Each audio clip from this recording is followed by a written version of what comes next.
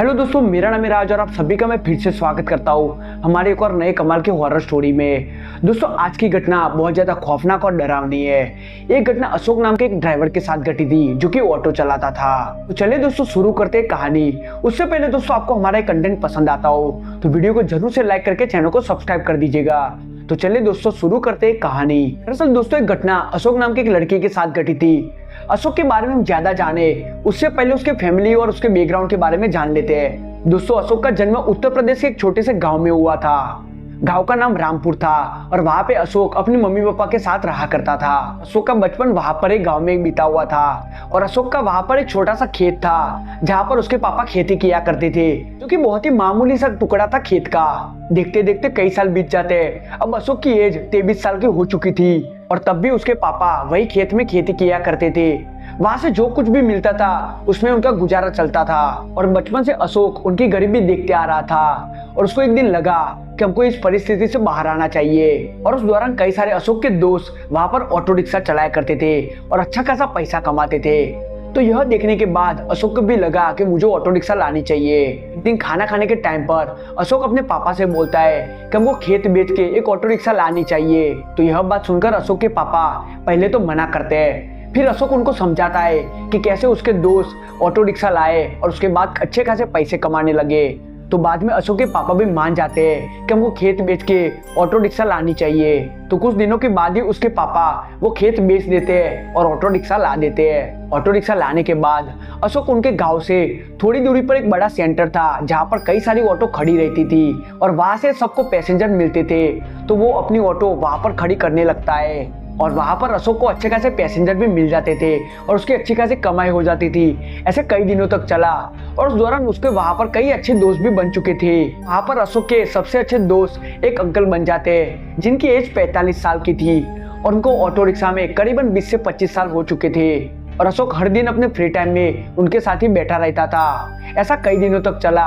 अशोक अपने घर से सुबह 8 बजे निकल जाता था और रात को 10 बजे अपने घर पे आता था और उसकी अच्छी खासी कमाई भी हो जाती थी। लेकिन एक दिन शाम के टाइम पर जब अशोक अपनी ऑटो रिक्शा को पार्क करके खड़ा था, तब अशोक देखता है कि बस में से एक बंदा नीचे उतर रहा था। अशोक उस बंदे को रैंडमली देख रहा था कि वो बंदा हर ऑटो वाले के पास जाता था और एक पता पूछता था, लेकिन कोई ऑटो वाला उसको वहां पर लेके जाने के लिए रेडी नहीं था। से उस बंदे ने कई सारे ऑटो वाले को पूछा। उसमें से एक ऑटो वाले अशोक के दोस्त भी थे जो कि वो अंकल थे। फिर वो बंदा अचानक अशोक के पास आता है और बोलता है कि मुझे धर्मपुर जाना है, तुम लेके मुझे जाओगे? अब अशोक बोलता है कि क्यों नहीं, मैं आपको धर्मपुर छोड़ दूंगा, लेकिन उससे पहले धर्मपुर कहाँ पर पड़ता है मुझे पूछना पड़ेगा क्योंकि मैं यहाँ पर नया ऑटो वाला हूँ। तो अशोक इतना ही बोलता है तो सामने वाला बंदा बोलता है ठीक है, तुम पता पूछ के आओ। तो तभी अशोक वो अंकल के पास जाता है और बोलता है कि बंदे को धर्मपुर जाना है तो मुझे धर्मपुर का पता बताइए। तब वो अंकल बोलते हैं कि ये धर्मपुर कोई छोटी मोटी जगह नहीं है, वहां पर जाने का रास्ता बहुत ज्यादा भयानक और डरावना है और वहां पर एक भूतों की बस्ती है, ऐसा माना जाता है।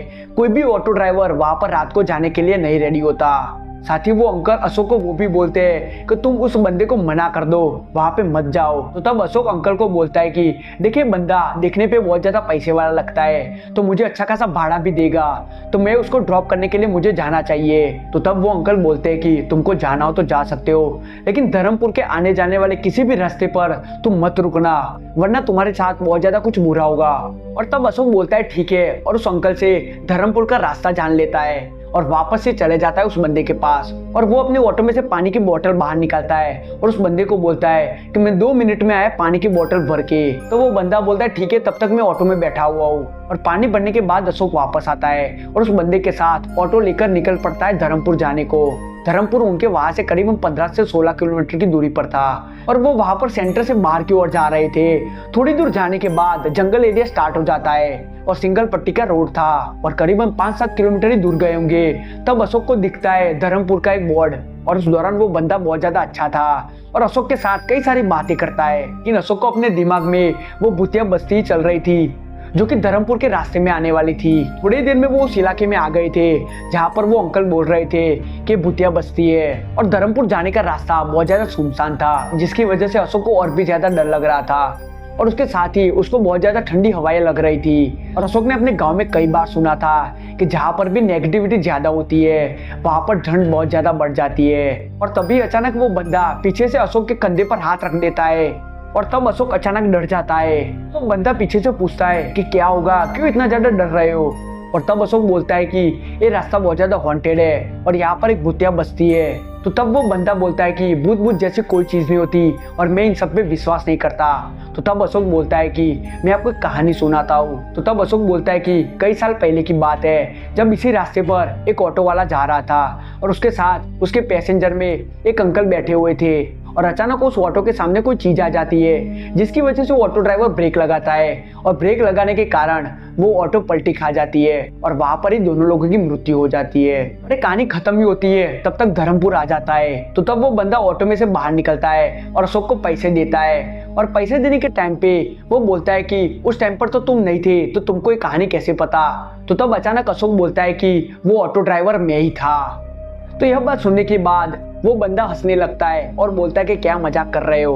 और वो अपने गांव की तरफ आगे बढ़ने लगता है। तो वो 2-4 कदम ही आगे बढ़ाओगा और बोलता है कि मैं इस ऑटो ड्राइवर को थैंक यू बोल देता हूँ। तो वो जैसे ही पीछे घूमता है तो देखता है कि वहां पर ऑटो खड़ी थी, लेकिन वहां पर अशोक यानी कि ऑटो ड्राइवर कहीं पर भी नहीं था। वो देख के वो चौंक जाता है। वो चारों तरफ ऑटो की घूमता है लेकिन उसको वहां पर कोई बंदा नहीं दिख रहा था। फिर उस बंदे को लगा कि अशोक यहाँ पर पास में होगा, वो अपने आप ही आ जाएगा और ऑटो लेके वापस चला जाएगा, मैं चलता हूँ। इसी सोच के साथ वो बंदा अपने घर पे चला जाता है। वहां पर वो अपना काम खत्म करके दूसरे दिन वो वापस ही आ रहा था।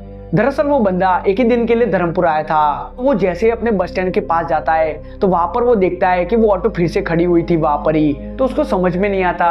वो सोचता है कि अशोक का यहाँ पर कोई रिलेटिव रहता होगा जिसकी वजह से वो यहाँ पर ही रुक गया था। वो बंदा इतना सोच ही रहा था तब तक एक ऑटो रिक्शा वाला उसके पास आता है कि सर जी कहाँ पर जाना है। तो वो बोलता है कि मुझे रामपुर जाना है। वो ऑटो वाला बोलता है कि मैं उसी तरफ जा रहा हूँ, आपको छोड़ देता हूँ, चलिए। बंदा उस ऑटो में बैठ जाता है और दोनों लोग पहुंच जाते हैं रामपुर के सेंटर पे, जहाँ पर उस बंदे को वहां से बस मिलने वाली थी दिल्ली के लिए। दरअसल उसकी बस थोड़ी लेट आने वाली थी जिसकी वजह से वो पास में पड़ी बेंच पर जाकर बैठ जाता है।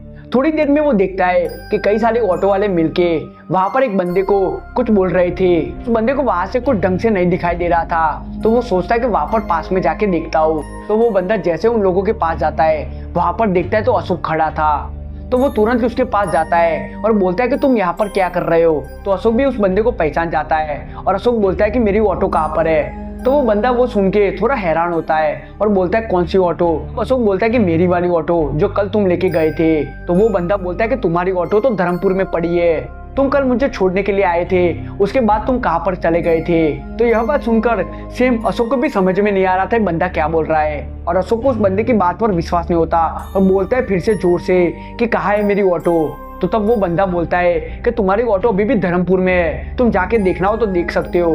फिर अशोक, वो बंदा और वो ऑटो वाले अंकल 3 लोग मिलके धर्मपुर पहुंच जाते हैं। जहाँ पर जाकर अशोक देखता है तो उसकी ऑटो वहां पर ही खड़ी थी। तब अशोक अपनी ऑटो को लेता है और तीनों लोग वापस आ जाते हैं रामपुर, जहाँ पर वो बंदा अपनी बस में बैठ के दिल्ली के लिए निकल जाता है। लेकिन अशोक के दिमाग में अभी भी वही चल रहा था कि यह बंदा मेरी ऑटो लेके कल गया था। और उस बंदे के दिमाग में सेम ही चीज चल रही थी कि अशोक मुझे वहां पर ड्रॉप करने के लिए आया था धर्मपुर। तो सवाल ये था कि अशोक की ऑटो को लेकर कौन गया था उस बंदे को छोड़ने के लिए, और यह गुत्थी आज तक नहीं सुलझी हुई है। तो दोस्तों आज की वीडियो में बस इतना ही। आपको हमारा कंटेंट पसंद आता हो तो वीडियो को जरूर से लाइक करके चैनल को सब्सक्राइब कर दीजिएगा।